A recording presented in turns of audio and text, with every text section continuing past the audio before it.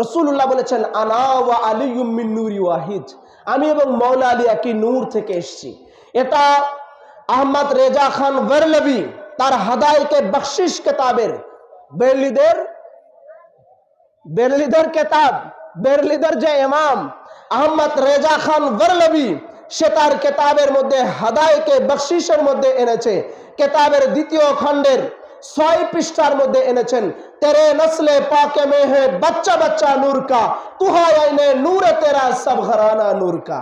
যখন রাসূলুল্লাহ বলেছেন আনা ওয়া আলিয়্যুম মিন নূরি ওয়াহিদ, এই রেজা খানের চোখের সামনে যখন এই হাদিসে পাক আসলো, আহমদ রেজা বলছে, ইয়া রাসূলুল্লাহ, আপনি আর আলী শুধু নূর হবেন কারো, তেরে নসলে পাকে মে হে বাচ্চা বাচ্চা নূর কা, তুহা আইনে নূরে তেরা সব ঘরানা নূর কা। ইয়া রাসূলুল্লাহ, তেরে নসলে পাকে মে হে, আপনার নসল থেকে ছোট্ট ছোট্ট আওলাদ পাক, বাচ্চারা, ছোট্ট ছোট্ট মাসুম জানারা এসেছেন, প্রত্যেকেই নূরে খোদা, নূরে মুহাম্মদী আছে। আর তুহা আইনে নূরে তেরা সব ঘরানা নূর কা, আপনি তো স্বয়ং আল্লাহ তাআলার নূর, আর আপনার ঘরের মধ্যে যারা আছে সবাই নূরে খোদা,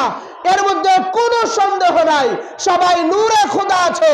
আপনার ঘরের মধ্যে, আপনার পরিবারে, আপনার আহলে বাইতের মধ্যে সমস্ত বাচ্চা কাচ্চা আল আওলাদ আহলে বাইত প্রত্যেকেই নূরে খোদা আছে।